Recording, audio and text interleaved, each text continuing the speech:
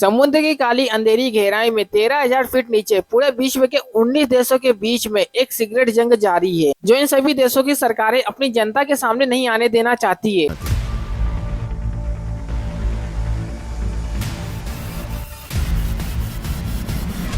ये एरिया आपको दिख रहा है, यह है क्लेरियन क्लिफ्टन जोन। इस जंग की मेन रणभूमि जो इतना बड़ा एरिया है कि इसमें 25 यूके जैसे देश समा सकते हैं। मगर सिर्फ इसी स्पेसिफिक रीजन में ऐसा कौन सा खजाना गड़ा हुआ है कि सभी देश इसके समुद्री तल तक पहुंचने के लिए अपने बिलियंस ऑफ डॉलर खर्च कर रहे हैं। समुद्र की गहराई में जहां तक सूरज की किरणें तक नहीं पहुंचती है, वहीं देशों के अरबपति जॉइंट रोबोटिक मशीन लेकर उतर रहे हैं, जो लिटरली समुद्र की तल पर रेंग कर डीप सी के पत्थरों को एक्सट्रैक्ट करके सतह पर ला रहे हैं।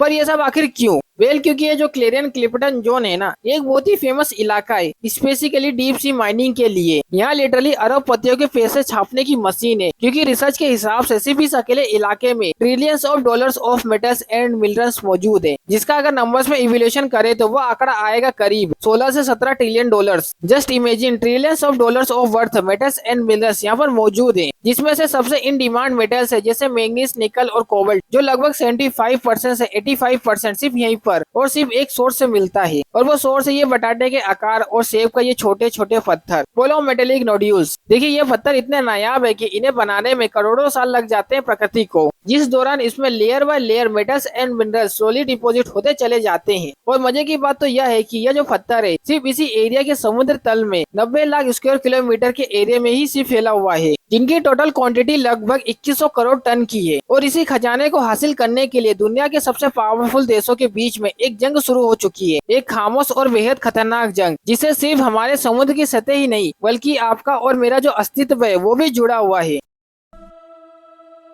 लेकिन अचानक से इन पत्थरों के पीछे भागने की जरूरत क्यों पड़ रही है? गाइस, एक लाइन में इसका जवाब देता हूँ। The green energy revolution. देखिए दुनिया क्लाइमेट चेंज से लड़ने के लिए ग्रीन एनर्जी की तरफ बढ़ रही है। टेक्नोलॉजीज जैसे solar panel, wind turbines, electric vehicles उभर कर आ रहे हैं। लेकिन हमारे इस भविष्य में ग्रीन रंग भरने के लिए हमें कुछ और क्रिटिकल मिनरल्स की जरूरत है। एक रिपोर्ट के मुताबिक साल 2050 तक निकल और कोबाल्ट की जो डिमांड है वो 500% तक बढ़ जाएगी। लेकिन जमीन की जो माइनिंग रिजर्व है वो इतने नहीं है, मगर ओशन के बेड्स पर मिनरल्स लैंड डिपॉजिट के कंपैरिजन में हजारों गुना ज्यादा कंसंट्रेटेड है। और ओशन माइनिंग कंपनीज का ये क्लेम है कि सीबेड पर जितने नोड्यूल्स है उन्हें एक्सट्रैक्ट किया जाए तो 150 मिलियन इलेक्ट्रिक व्हीकल के जो बैटरीज है वो बनाए जा सकते हैं। To put this into perspective, सिर्फ एक माइनिंग साइट से जापान की जो पूरी कार इंडस्ट्री है उसको इलेक्ट्रीफाई किया जा सकता है। मगर इसके अलावा दूसरी प्रॉब्लम यह है कि जमीन पर इन मिनरल्स का जो कंट्रोल है वो कुछ ही देशों के पास है, खास करके चाइना, जिस देश का क्रिटिकल मिनरल्स की माइनिंग और प्रोसेसिंग पर लगभग मोनोपोली है, या फिर यह mining democratic Republic of Congo जैसे पॉलिटिकली अनस्टेबल देश के पास है। सो वेस्टर्न पावर्स जैसे अमेरिका और यूरोप इस डिपेंडेंसी से परेशान है और इसीलिए यह सब मिलकर इस होड़ में लग गए हैं।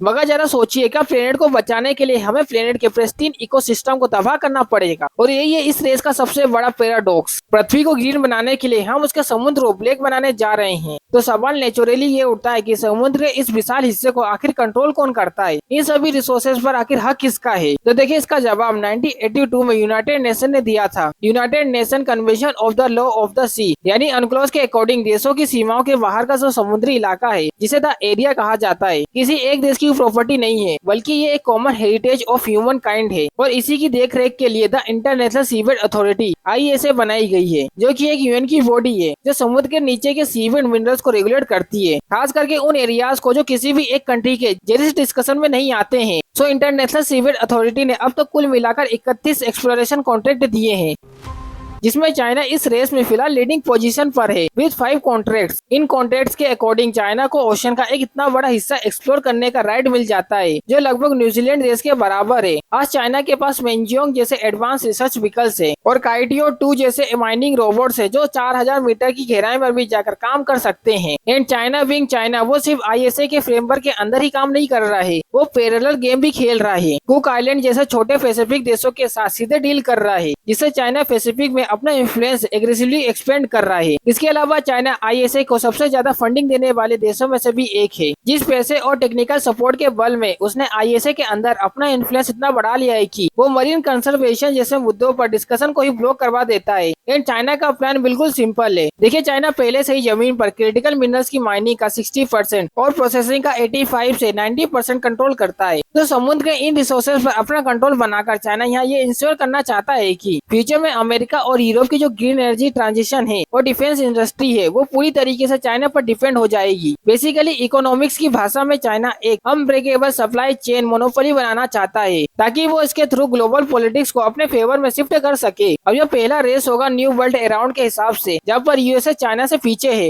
और यह एक शॉकिंग फैक्ट है कि अमेरिका ने UN convention on the law of the sea UNCLOS को आज तक रेक्टिफाई तक नहीं किया। इसका मतलब अमेरिका इंटरनेशनल सीवेट अथॉरिटी का मेंबर तक नहीं है। बट हाँ, अमेरिका अपने दाव खेल रहा है और उसका प्लान थोड़ा सा हटके है। प्रेसिडेंट डोनाल्ड ट्रंप ने एक एग्जीक्यूटिव ऑर्डर साइन किया था जिसके अंडर अमेरिका अपने डोमेस्टिक लॉ 1980 का deep sea height mineral resources act के थ्रू इंटरनेशनल वाटर में खुद माइनिंग लाइसेंस देना स्टार्ट कर सकता है। अब दुनिया के कई देश और लीगल एक्सपर्ट्स इस मूव को इंटरनेशनल लॉ का वायलेंस बोल रहे हैं, क्योंकि यह क्लियर कट वायलेंस है। अपनी मर्जी से थोड़ी ना कोई भी काम कर सकता है। लीगल एक्सपर्ट का यह कहना है कि ये एक पूरी मल्टीलेटरल सिस्टम है जो कंट्रीज के बीच में कोऑपरेशन के लिए बनाना है। बट यूएस का ये जो नया लॉ उसी फाउंडेशन को डायरेक्टली इम्पैक्ट करता है। अनक्लोज और ISI जैसे इंस्टीट्यूशन इसीलिए बनाए गए हैं ताकि ओशन के जो रिसोर्सेज है वो फ्रीली यूज हो सके। मगर आयरनी यह है कि अमेरिका जो है वो सबसे पावरफुल कंट्री में से एक है और वंस अगेन खुद को ग्लोबल मसीहा दिखाकर सारा का सारा जो कंट्रोल है वो अपने हाथ में लेना चाहता है। और अमेरिका दूसरों के लिए भी एक डेंजरस एग्जाम्पल बन सकता है, क्योंकि रूल्स फॉलो नहीं करना और इससे ओशियंस में एक race to the bottom start हो सकती है, जहां अलग अलग कंट्रीज अपने माइनिंग क्लेम लगाएंगे, जिससे आपसी कॉन्फ्लिक्ट्स और नतीजा वॉर का जो रिस्क है वो बढ़ जाएगा।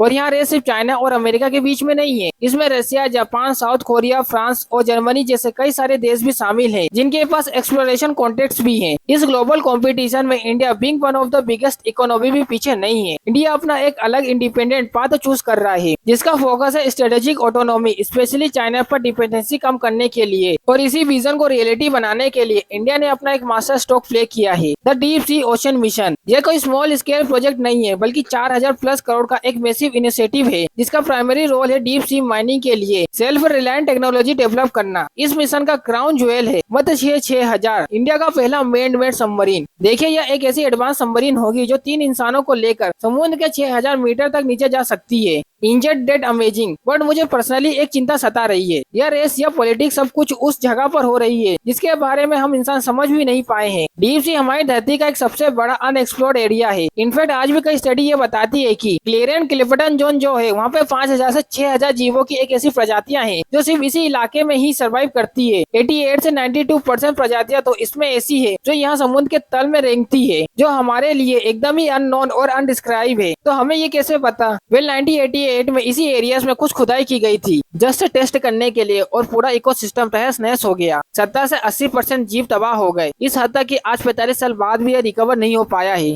हमें ऐसा लगता है कि पूरा का पूरा जो डीप सी है वो सिर्फ एक ही इकोसिस्टम है, बट ऐसा सोचना एक बहुत ही बड़ी गलती है। डीप सी में तो कहीं ज्यादा डाइवर्सिटी है। यहाँ पर एक एक ट्रेंच यानी कि गहरे सुरंगों में तक अलग अलग प्रजातियां रहती हैं जो सिर्फ उसी दुनिया के लिए ही विकसित हुई हैं। आप बिलीव नहीं करोगे, मगर एक ब्लू व्हेल भी अगर सतह पर मरती है ना तो उसके 150 टन कर्ज पर नीचे गिरते गिरते हजारों जीव दावत बनाते हैं, सिर्फ एक दिन के लिए नहीं बल्कि पूरे 50 साल तक। सबसे पहले बड़े शिकारी जैसे हैं फिश और शार्क उनके मीट पर दावत बनाते हैं, फिर स्कैवेंजर जैसे क्रिस्टेनियस और मोलक्यूल्स बचा हुआ मांस खाते हैं, फिर जिसके बाद वर्म से सारा कुछ चट कर जाते हैं, मगर अंत में जो हड्डियां, चर्बियां और सड़ी गली चीजें बच जाती है उस पर अब कई पुश्तों तक केमिकल खाने वाले बैक्टीरिया चढ़ जाते हैं जो भारी मात्रा में हाइड्रोजन सल्फाइड गैस बनाते हैं। इसे सल्फोफिकली स्टेज बोलते हैं। और हाइड्रोजन सल्फाइड गैस तो आपको पता ही है डीप सी माइक्रोवर्ब्स का बेहतरीन खाना है, जिन्हें फिर ट्यूब वर्म खाते हैं, जिन्हें फिर स्क्वेडस और मछलियां खाते हैं, और यही सिलसिला जो है वो चलता रहता है। और क्या आपको पता है कि डीप सी में जहरीले तालाब भी होते हैं? अब वो जहरीले तालाब हमारे लिए हैं, लेकिन ऑफकोर्स कई जीवों के लिए वो उनका घर, उनकी दुनिया है। अब यहाँ देखना, इन्हें कहते हैं कोल्ड शिप्स या फिर ब्राइन पूल्स। अब समुद्र के अंदर तालाब थोड़ा अजीब ही है। यह इसलिए है क्योंकि ये जो है ये ब्राइन के बने हुए होते हैं, जो कि एक्सट्रीमली नमकीन पानी होता है, 5 to 6 time more solid than sea water. और इसीलिए यह जो पानी है सी वाटर में डूब जाता है, क्योंकि इसकी जो डेंसिटी होती है वो बहुत ज्यादा होती है। और क्योंकि क्योंकि यहाँ पर कोई ऑक्सीजन भी नहीं होती है और भर भर के मीथेन, दूसरे गैसेस और मिनरल्स जमा हो जाते हैं। यह कई जानवरों के लिए भी जहरीले होते हैं, मगर यही जहर कई बैक्टीरिया का खाना भी है, जिन्हें खाने कई सेलफिशेस इस तालाब के चक्कर काटती हैं, जिन्हें फिर आगे जाकर केकड़े, सीम्स और मछलियां खाती हैं, एंड इवन शार्क्स। ये टिपिकली एग्जांपल है कि कैसे एक छोटा सा भी इकोसिस्टम एक बड़े फूड चेन को कनेक्ट करता है, जिस पर कई जीवों की जानें भी निर्भर करती है, और वो भी कई दशकों और सदियों तक। तो 1980 में माइनिंग ऑपरेशन ने यह ऑलरेडी प्रूव कर दिया है कि 70 से 80% जीवों और इनके इकोसिस्टम को तबाह करके जो आज 45 साल बाद तक भी रिकवर नहीं हो पाया है। मगर अफसोस की बात तो यह है कि इतने सारे क्लियर सबूतों के बाद भी पता एक पावरफुल लॉबी खड़ी हो चुकी है जो इसे खुलेआम डिनाई कर रही है, जैसे द मेटल्स कंपनी TMC। यह सबसे आयरॉनिक बात पता है क्या है? ये TMC कंपनी ने खुद साइंटिस्ट के जरिए डीप सी के इनिशियल रिसर्च को करवाया था, मगर जब कड़वी सच्चाई बाहर निकल कर आई तो फिर इसको पूरा दबाने की कोशिश की गई। क्या इन अरबपतियों और कंपनियों के लिए सिर्फ डॉलर समुद्र के नाजुक फेफड़ों से भी ज्यादा जरूरी है? एज ऑफ जून 2025 अच्छी खबर तो यह है कि इन माइनिंग कंपनीज के हेवी प्रेशर, करोड़ों रुपए फेंकने और लॉबिंग के बाद भी most of deep marine scientist और उनके कॉन्फिडेंस से 33 कंट्री डीप सी माइनिंग पर बैन या एटलीस्ट एक टेम्परेरी होल्ड लगाने को सपोर्ट कर रही है। और इसीलिए the international union for conservation of natural and global authority ने डीप सी माइनिंग पर एक टेम्परेरी होल्ड लगाकर रखा हुआ है, जब तक हम डीप सी माइनिंग से जुड़े सारे रिस्क को ठीक से समझ नहीं लेते हैं। मगर कड़वी सच्चाई तो यह है कि डीप सी माइनिंग तो बस एक छोटा सा ट्रेलर है हम इंसानों की लापरवाही का। इस एरिया पर जरा नजर डालना, इसका साइज 2 पाकिस्तान जितना विशाल है, मगर यह कोई जमीन नहीं बल्कि कचरे का एक ढेर है। 2 पाकिस्तान यानी 3 राजस्थान जितना विशाल कचरे का एक ढेर पैसिफिक ओशन के बीचों बीच है। और यह तो सिर्फ प्रॉपर ढेर है, जहाँ पर कचरा जो है वो पानी में एक्सट्रीमली कंसंट्रेटेड है और कुछ इलाकों में तो सॉलिड कंसंट्रेशन तक है। मगर इसके सॉफ्ट एजेस को भी अगर आप गिनते हो तो इसका जो इलाका है वो इंडिया से भी बड़ा पेज बना जाता है। और 2014 की एक रिसर्च ने ये बताया था कि यहाँ पर एटलीस्ट 5.25 ट्रिलियन प्लास्टिक के पीस है, जिनका कुल मिलाकर वजन जो है वो 2,69,000 टन है। और बस सिर्फ एक पेजेस की वजह से आप बिलीव नहीं करोगे कि हर साल 1 मिलियन सी बर्ड्स और 1 लाख मरीन मेमल्स मर जाते हैं, या तो कुछ पॉइजनस खाकर या तो प्लास्टिक के ढेर में फंस कर, और यहाँ पर नायलॉन के भटके हुए फिश नेट्स में अटक कर।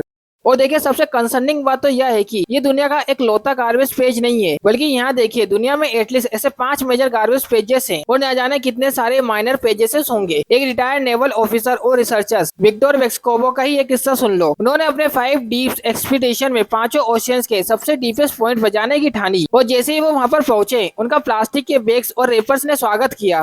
But as I continued going along the bottom, cruising around, I did see, what appeared to be 1 or 2 particles of man-made matter, and one of them had a letter on it printed. और just imagine पानी के 11 kilometre नीचे एक गहरे सुरंग में तक ये प्लास्टिक पहुंच रहे हैं। अब सबसे बड़ी प्रॉब्लम तो यह है कि ये जो प्लास्टिक है ये कभी खत्म नहीं होगा, कभी नेचुरली डिस्ट्रॉय नहीं होगा और सदियों तक बस ये जमा होता रहेगा, जो मछलियों और उनके इकोसिस्टम के लिए एक टॉक्सिक है। बताता हूँ क्यों। जिस तरह हम लापरवाही दिखा रहे हैं ना, कई रिपोर्टर्स के हिसाब से 2040 तक समुद्र में प्लास्टिक की मात्रा ट्रिपल हो जाएगी, यानी समुद्र में मछलियों से ज्यादा प्लास्टिक पाया जाने लगेगा। और या तो सिर्फ मैंने माइक्रो यानी बड़े साइज के जो प्लास्टिक उनकी बात की है, जिसका मतलब ये है कि समुद्र में माइक्रो प्लास्टिक जो है वो तो और तेजी से मल्टीप्लाई होंगे। 2017 की एक स्टडी के अनुसार आज 71% सी बर्ड्स और 30% टर्टल्स के पेट में प्लास्टिक और माइक्रो प्लास्टिक पाए जा रहे हैं, जिसमें से 50% जानवर इसी की वजह से घुटकर मर जाते हैं। पोर्टलैंड यूनिवर्सिटी की एक स्टडी ने तो ये पाया है कि 99% मछलियां जो अमेरिकन खा रहे थे माइक्रो प्लास्टिक के अंश मिले उनमें। एक और रिसर्चर ने तो 100% मछलियों के सैंपल्स में यही माइक्रो प्लास्टिक पाए। आज इसी वजह से हालत ऐसी हो गई है कि एक एवरेज इंसान हर साल खाने और पीने में 78,000 से 1,21,000 माइक्रो प्लास्टिक के अंश कंज्यूम कर रहा है। अब बिलीव नहीं करोगे, यूनिवर्सिटी ऑफ न्यू मैक्सिको के एक रिसर्च ने जब 51 ब्रेन सैंपल पर रिसर्च किया तब पता चला कि हर एक ब्रेन सैंपल में एक क्रेडिट कार्ड से भी ज्यादा की मात्रा में प्लास्टिक मौजूद है। ब्रेन के मास का 0.5% जो आता है वो 6 से 7 ग्राम प्योर प्लास्टिक एक क्रेडिट कार्ड जितना सिर्फ आपके दिमाग के अंदर। सोचिए फेफड़ों, किडनी और दूसरे ऑर्गन्स में कितना होगा। और देखिए ये जो टेस्ट है ये अमेरिकन में किया गया था। इंडियंस में, आप में और मेरे में ये जो प्लास्टिक की मात्रा है ये बिल्कुल हो सकती है, इससे कहीं ज्यादा एक्सीड करती है, क्योंकि वी नो डेट इंडिया में कोई रेगुलेशन नहीं है। खाने पीने, हवा में किसी भी तरीका कोई रेगुलेशन नहीं है।